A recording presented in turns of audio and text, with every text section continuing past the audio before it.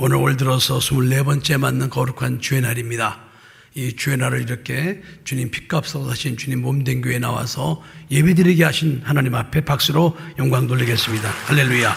하나님 감사합니다.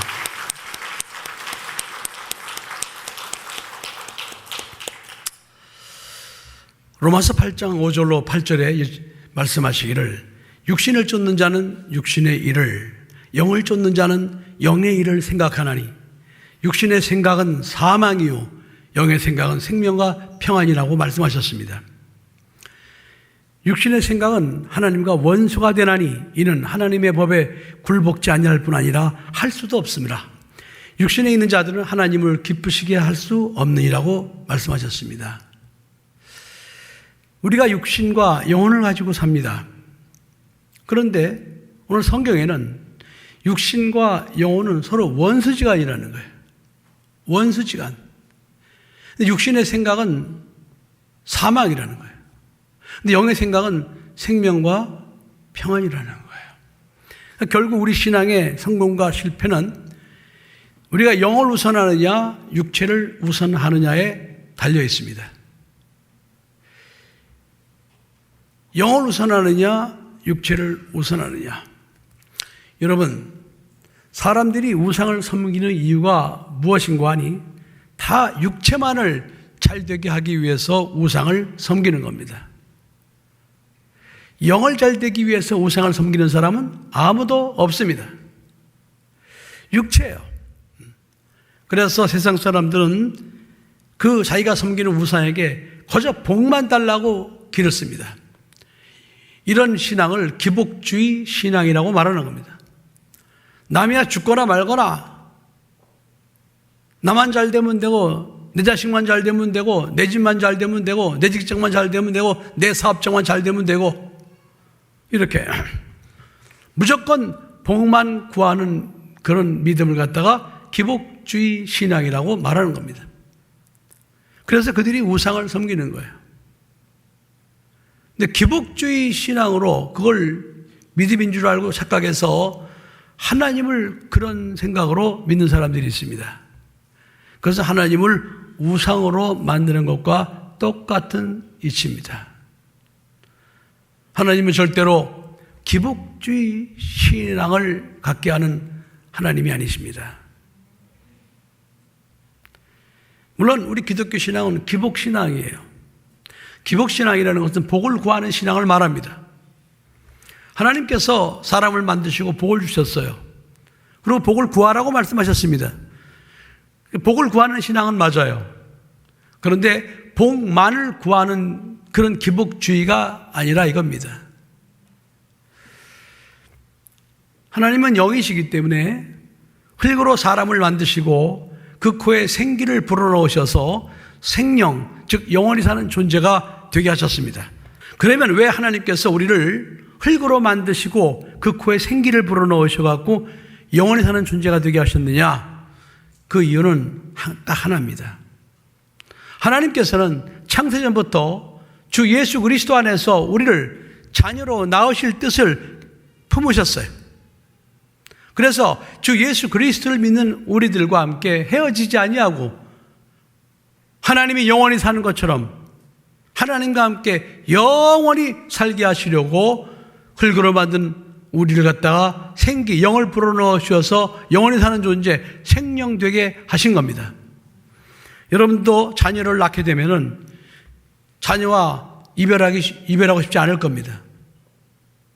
자녀를 낳으면서 정말 할 수만 있으면 이 자녀와 천년만년 오래오래 같이 살고 싶은 것이 자녀를 낳는 부모의 마음일 것입니다.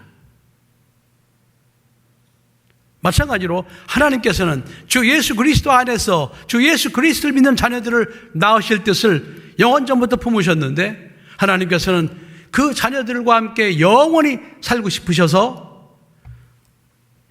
흙으로 사람을 지으시고 그 코에 생기를 불어넣어 주셔서 영을 불어넣어 주셔서 그 흙으로 만든 사람을 영원히 사는 영적 존재 아담이 되게 하신 겁니다.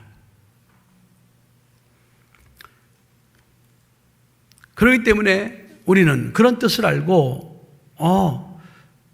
하나님께서는 나와 영원히 살고 싶어 하시는구나. 그런데 문제가 있어요. 그 문제가 뭐냐? 우리 육체가 이 땅에 살면서 반드시 한 번은 죽는다는 겁니다. 그런데 예수를 모를 때는 죽으면 끝나는 줄 알았어요.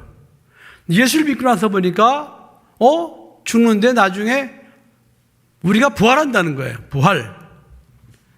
부활은 무엇입니까? 부활. 부활이라는 것은 영의 몸으로 다시 살아나는 것을 부활이라고 말하는 겁니다. 그냥 다시 사는 게 아니에요. 이 육체의 몸은 반납하고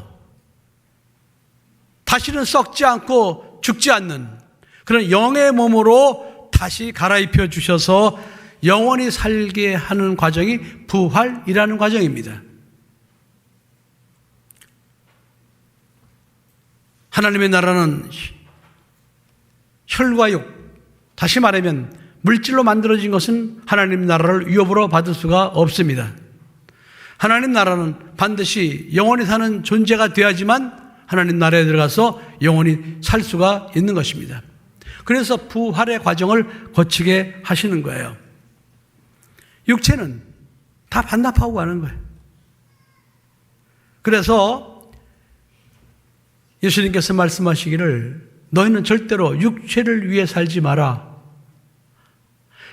요한복음 6장 63절에 예수님이 말씀하시기를 살리는 것은 영이니 육은 무익하니라. 내가 너에게 이른 말이 영이요 생명이라 이렇게 말씀하셨습니다. 다시 말하면 하나님께서 살리는 것은 영이라는 거예요. 육은 무익하다는 거예요. 육은 무익하다. 그래서 아까 봉독한 로마서 8장 5절로 8절에 육신의 생각은 사망이요 영의 생각은 생명과 평안이다. 육신의 생각은 하나님과 뭐가 된다?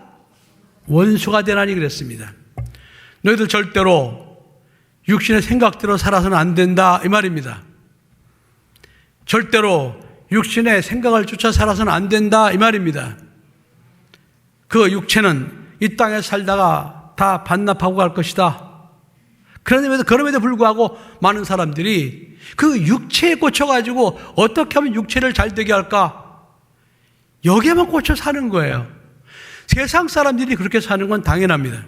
그런데 예수 그리스도를 믿는 사람 중에서도 아직도 여전히 그 육체에 꽂혀서 육체를 잘 되게 하려고 교회를 다니고 예수를 믿는 사람들이 너무나 많습니다. 안타까운 현상입니다. 그런데 하나님께서는 너희들 절대로 육체를 위해 살면 안 된다는 것을 우리에게 보여주시는 두 가지 증거가 있어요. 한 가지는 무엇인가 하니 사람은 반드시 늙는다는 것. 여러분, 늙어지면은 거울을 보기 싫어합니다. 왜 그런가 하니 거울에 비치는 자기 모습이 너무 흉해요. 그런데 그런 모습으로 태어나서 그렇게 살았으면은 아마 그런가 보다 하고 살 텐데 과거에는 다 한가닥 했잖아요. 과거에는 다 젊고 싱싱할 때가 있었잖아요. 우리 할머니들 마찬가지잖아요. 과거에는 동네 총각들이 꼬리를 살랑살랑 흔들면서 쫓아다닐 때가 있었잖아요.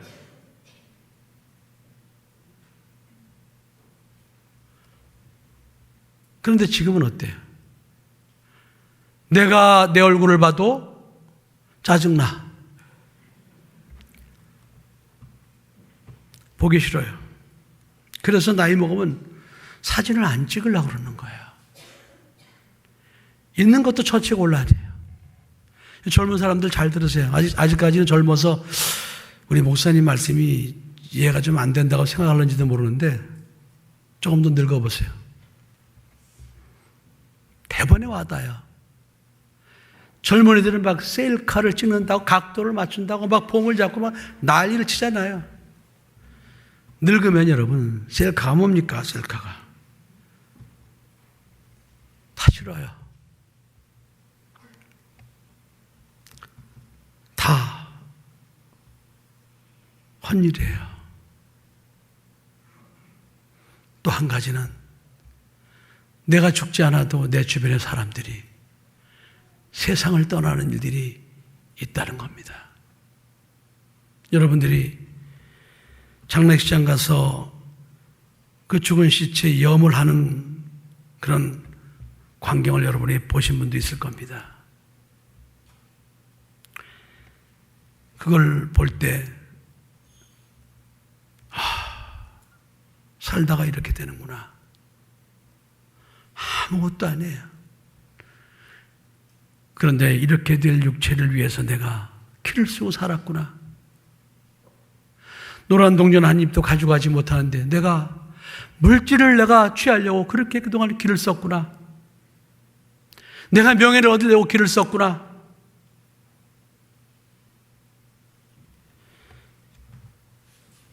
하나님께서는요, 우리에게 얘야, 육체가 네가 아니야. 네 속에 들어있는 영혼이 진짜 너야. 살리는 것은 영이니 육은 무익하다고 내가 그랬잖아. 그러니까 너의 실체는 네 속에 들어있는 영이 바로 너라는 사실을 깨닫고 너 영을 위해 살아야 돼. 너 영을 위해 살아야 돼. 성경이 아니더라도 하나님께서는 일반 계시를 통해서 우리 모두에게 육신의 삶을 통해서 육체는 우리가 영원히 의지해서는 안 될 존재라는 것을 보여주시고 또 주변에 많이 죽어가는 사람들을 보면서 육체는 이렇게 살다가 한 번은 죽는 것이란다. 죽고 나면은 다 소용없는 것이란다. 그동안 수많은 계시를 하나님께서 우리에게 보여주셨습니다. 그리고 너나 나나 할 것 없이 그 길을 향해서 걸어가게 하고 계십니다. 그런데 그럼에도 불구하고 마치 천년 만년 살 줄 착각을 하고 그래서 다행히 예수를 믿긴 했는데 예수를 믿으면서도 자기 영을 위해서 살지 않고 예수를 믿으면서도 끝까지 자기 육체를 위해서 예수를 믿어주는 사람들이 많아서 그것이 안타까운 일입니다.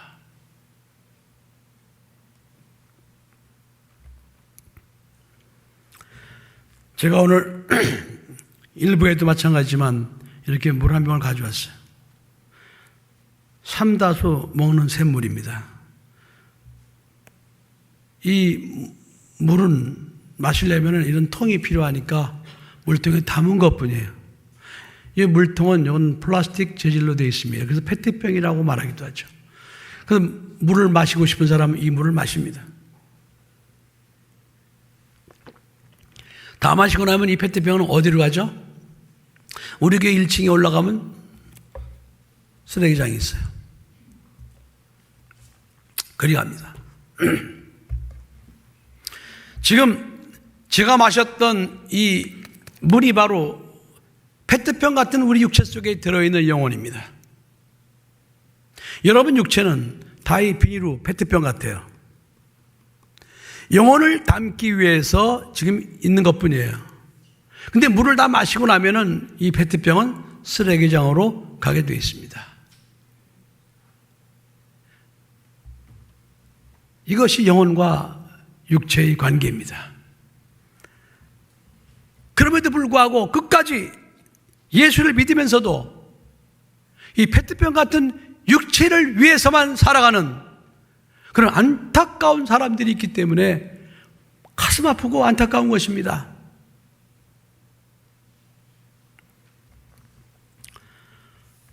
오늘 본문을 보시겠습니다. 북이스라엘의 아합왕과 이세벨이 온갖 우상, 바알 우상, 아스타롯 우상을 섬기면서 하나님을 대적하고 그리고 이스라엘 선지자들을 다 죽여버립니다. 그래도 오바다가 이렇게 선지자를 살려두었어요. 그리고 엘리야만 살아남았습니다. 그렇기 때문에 3년 동안 하나님이 하늘 문을 닫아버렸습니다. 비가 오질 않았습니다. 여러분 생각해 보세요. 우리는 그냥 읽으니까 3년 했구나, 3년 비가 안 왔구나 생각하지만, 여러분 만일에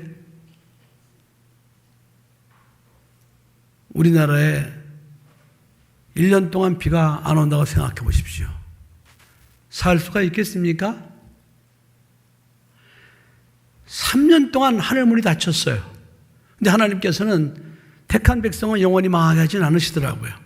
그래서 하나님께서 엘리야를 부르셔서, 엘리야야, 내가 이제 비를 내릴 것이다. 그러니까 너 아합을 만나라. 그래서 아합을 만나게 됩니다. 만나서 엘리야가 아합에게 말합니다. 자, 이스라엘에 있는 바알 선지자, 아스타롯 선지자 다 불러 모으세요. 갈멜산에서 영적 전쟁을 해야겠습니다. 그러면서 21절에 엘리야가 모든 백성에게 가까이 나아가 이르되 너희가 어느 때까지 두 사이에서 머뭇하려느냐? 여호와가 만일 하나님이면 그를 쫓고 바알이 만일 하나님이면 그를 쫓을지니라 하니 백성이 한 말도 대답지 아니하는지라 그랬습니다. 이스라엘 백성들에게 말하는 거예요. 너희들 어느 때까지 두 사이에서 머뭇거리겠느냐? 야, 여호와가 만일 하나님이면 하나님을 쫓고 바알이 만일 하나님이면 너희들 그를 쫓아라. 양당 간에 결단을 하라는 겁니다. 왜 머뭇거리고 있느냐 너희들. 그 당시에 이스라엘 백성들이 아마 적어도 100만은 넘었을 거예요. 근데 그 중에 7,000명만 바알에게 무릎을 꿇지 않았다고 말씀하고 있습니다. 나머지는 다 바알에게 무릎 꿇은 자들이에요. 너희들 언제까지 머뭇거리겠느냐? 그랬으면 그쯤 되면은, 그래 양심이 있으면은, 저희들이 이제는 하나님만 섬기겠으면 이렇게 나와야 되는 거 아닙니까? 이스라엘 백성이니까 명색이 하나님의 백성이잖아요. 그런데 엘리야의 그 말을 듣고 백성이 한 말도 대답지 아니하는지라. 이거 뭡니까? 해봐. 알았어. 해봐. 자기네는 이제 심판자가 되겠다는 거예요.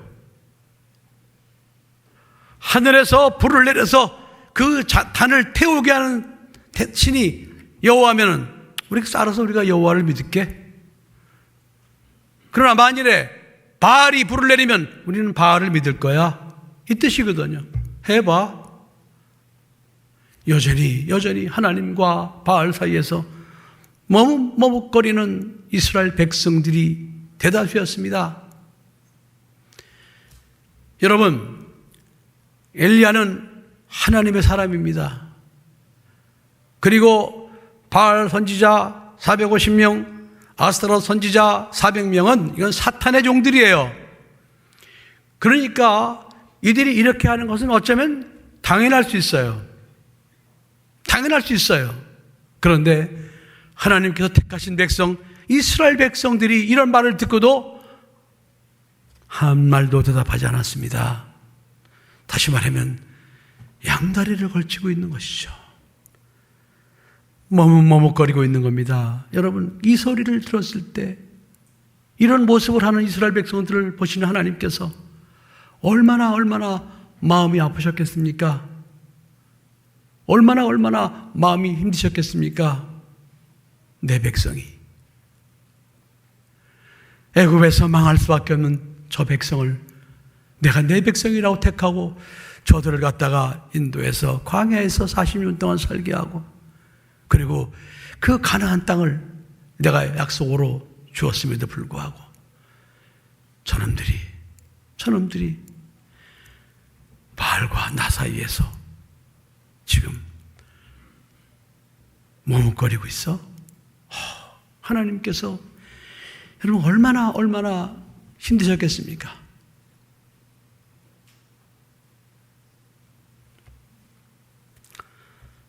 여러분, 오늘날 예수를 믿는다 그러면서 아직도 많은 사람들이 예수를 믿는다고 하면서 세상과 타협하고, 그러면서도 자기는 예수를 믿는다고 교회를 나온다고 하는 사람들이 얼마나 많이 있는지 모릅니다.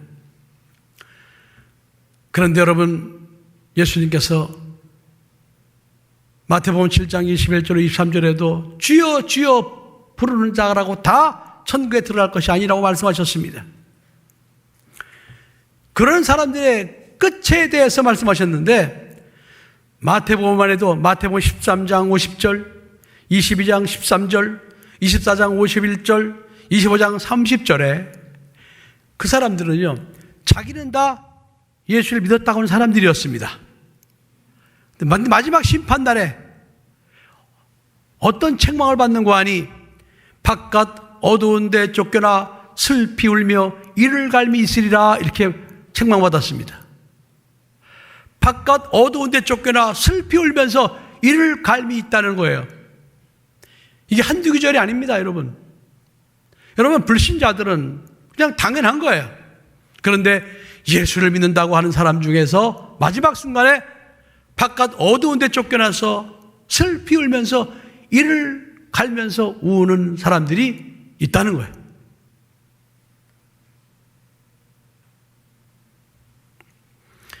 여러분, 예수 그리스도를 구주로 영접하면 구원을 받습니다.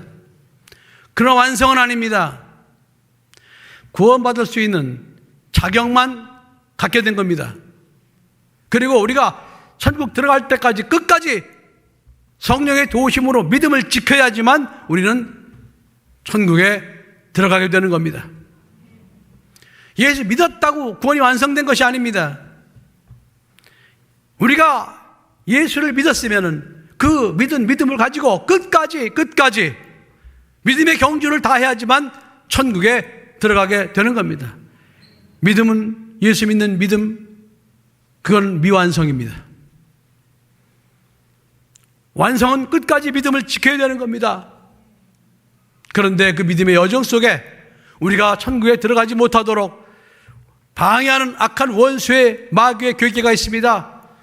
때로는 핍박으로, 때로는 고통으로, 때로는 협박으로, 때로는 많은 물질을 주어서, 때로는 많은 명예를 주면서 예수 믿고 천국을 향해서 걸어가는 우리들의 그 믿음을 갖다 빼앗기 위해서 마귀가 얼마나 많은 괴계와 얼마나 많은 그런 유혹을 하는지 모릅니다.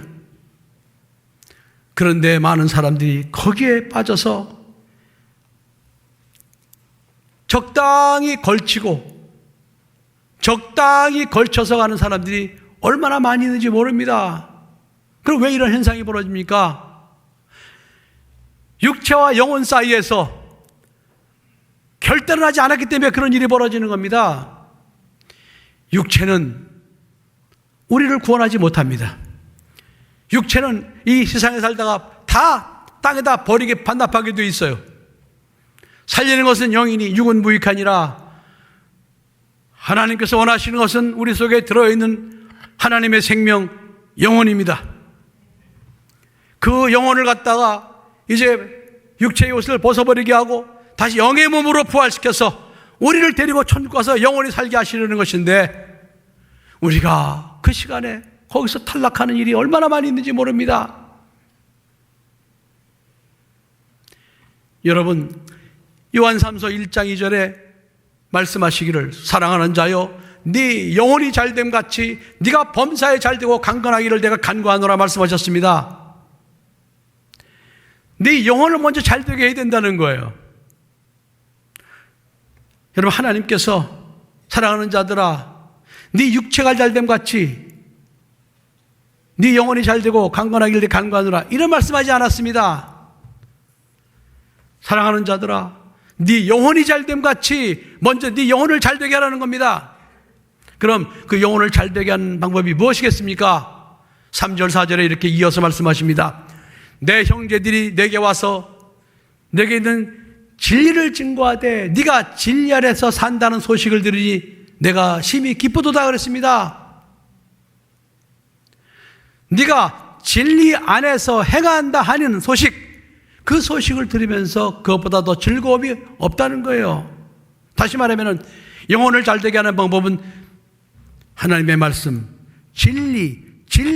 진리대로, 진리에 순종하면서 진리의 말씀대로 우선해서 살아가는 삶이 바로 영혼을 잘되게 하는 삶이라고 우리 하나님께서는 분명히 말씀하셨습니다.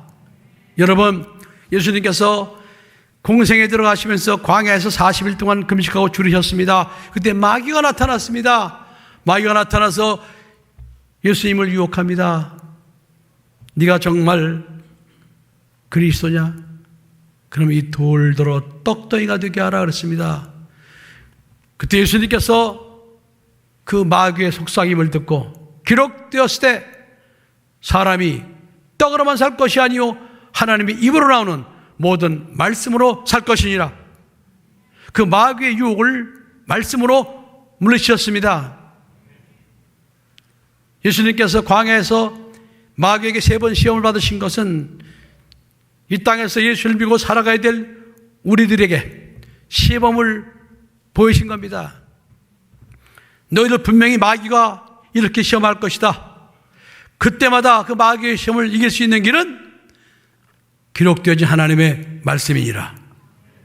아멘. 그 말씀으로 마귀의 그 육체의 시험을 너희들이 물리쳐야 되느니라. 하늘에서 불이 내려와서 엘리야가 쌓았던 단의 송아지를 다 태워버렸습니다. 하나님이 진짜 하나님이었습니다. 그래서 엘리야와 대결을 벌였던 바알 선지자 450명, 아스타롯 선지자 400명, 그들은 기손 시냇가에서 다 칼로 죽임을 당했습니다. 불의는 절대로 승리하지 못합니다. 사랑하는 성도 여러분,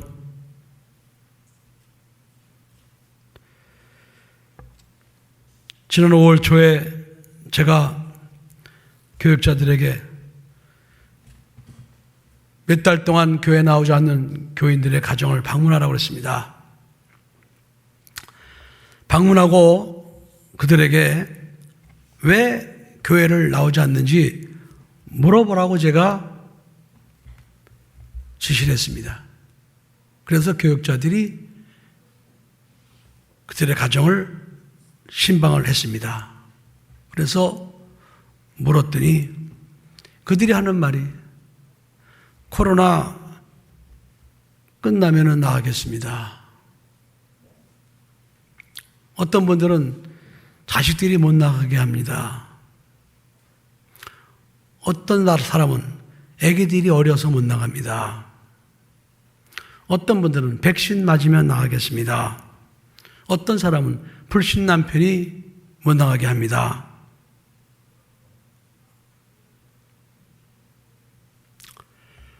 그래서 제가 그런 소리를 듣고 얼마나 안타까웠는지 모릅니다. 누가복음 10장 16절에 예수님께서 제자들을 내보내시면서 이렇게 말씀하셨어요. 너희 말을 듣는 자는 곧 내 말을 듣는 것이요, 너희를 저버리는 자는 곧 나를 저버리는 것이요, 나를 저버리는 자는 나 보내신 이를 저버리는 것이라고 그랬습니다. 여러분, 교육자들이 가서 왜 교회 예배를 드리러 나오지 않습니까? 이 말이 교육자의 말이겠습니까? 그건 하나님의 말씀입니다. 만일에 예수님께서 그들에게 가셔서 왜 아직 교회 이렇게 안 나오냐? 물으셨을 때도 코로나가 무서워서요. 이렇게 대답할 수 있을까요? 믿지 않는 남편이 못 나가게 해서요. 이렇게 대답할 수 있을까요? 아기가 어려서 못 나가요. 이렇게 대답할 수 있을까요? 백신 맞으면 나갈게. 이렇게 대답할 수 있을까요? 여러분, 예수님께서 그렇게 말씀하셔도 그렇게 대답할 수 있을까요?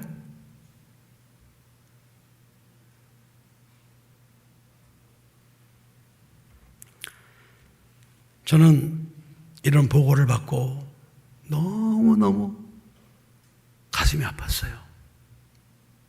왜 가슴이 아팠느냐? 내가 그동안 잘못 가르쳤구나. 이것 때문에 너무너무 가슴이 아팠어요. 내가 그동안 무슨 설교를 했나. 너무 마음이 아팠어요. 바깥 어두운 데 쫓겨나 슬피 울며 이를 갈미 있으리라. 여러분, 자기는 좀 구원받았다고 생각을 했어요. 그런데 마지막 문 앞에서 예수님께서 나가! 쫓겨났어요. 넌 바깥 어두운 데 쫓겨나. 그렇게 예수님이 말씀하실 때 쫓겨난 자가 얼마나 괴로웠겠습니까? 슬피 울지 않았겠습니까? 이를 간다고 그랬어요, 여러분. 그러면 여러분, 왜 슬피 울며 이를 갈겠습니까? 그것이 예수님을 향해서 그렇게 하겠습니까? 아닙니다. 한마디로 후회입니다. 후회. 내가 그때 목사님이 그렇게 애타게 설교하실 때 그때 결단했어야 되는데, 내가 정말 그때 지금부터라도 내 영을 위해 살기로 결단했어야 되는데 내가 왜 그때 머뭇거렸지? 내가 왜 그때 결단하지 못했지? 얼마나 후회가 되겠어요? 생각해 보세요, 여러분. 예수를 믿지 않았으면 당연한 거예요. 후회할 것도 없어요. 그런데 여러분, 나름대로 교회를 다녔잖아요. 그럼에도 불구하고 마지막 순간에 예수님으로부터 쫓겨나게 되면은 얼마나 괴롭겠습니까? 얼마나 슬피 울겠습니까? 여러분 생각해 보세요. 그러면서 이를 갈면서 내가 그때 내가 결단했어야 되는데,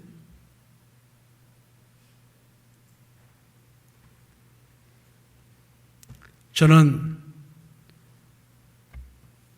그 이후부터 내가 이제는 성도들에게 설교를 좀 더 원색적으로 해야 되겠다는 결심을 했습니다. 지금 둘러댈 때가 아니다. 진리의 말씀을 말씀 그대로 이제는 증거해야 되겠다. 이런 결심을 했어요. 왜? 나중에 원망 안 들으려고요.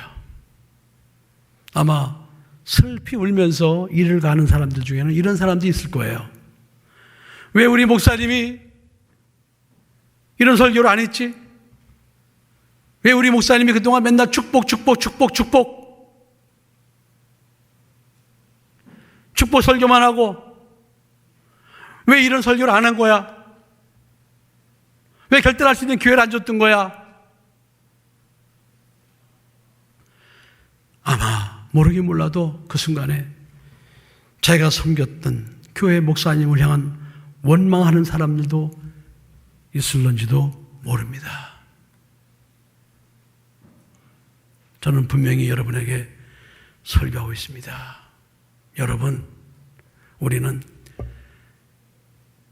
내일 내가 살았다고 보장할 사람이 없습니다. 언제 세상을 떠나는지 아무도 장담할 수가 없습니다.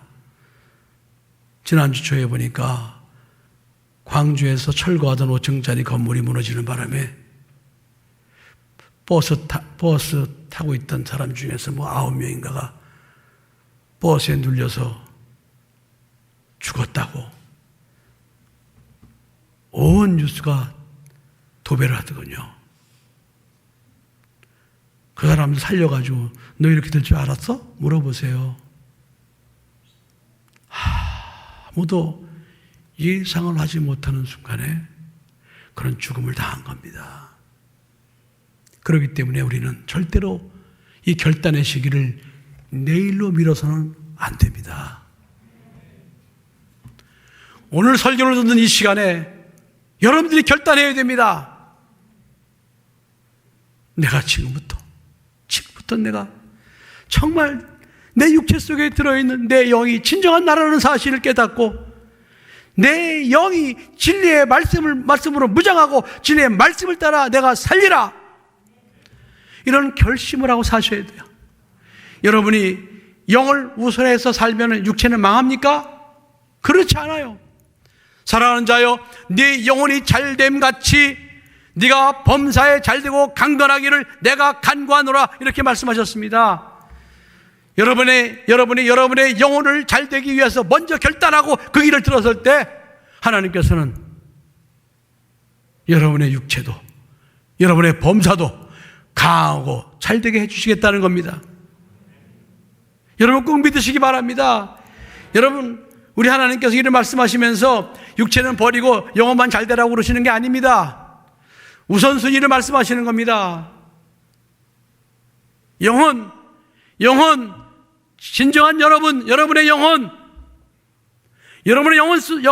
그 영혼을 갖다가 누가 뭐라 그래도 진리의 말씀대로 굴복시키라, 이 말입니다. 그렇게 될 때, 그런 삶을 살 때 하나님께서는 우리 육체도 범사도 잘되게 해주시겠다고 약속하셨습니다. 저는 분명히 설교했습니다, 여러분. 절대로 혹시라도 여러분 오늘 결단하지 못하는 사람 나중에 가서 일을 갈 때 저를 원망해서는 안 됩니다. 기도하시겠습니다.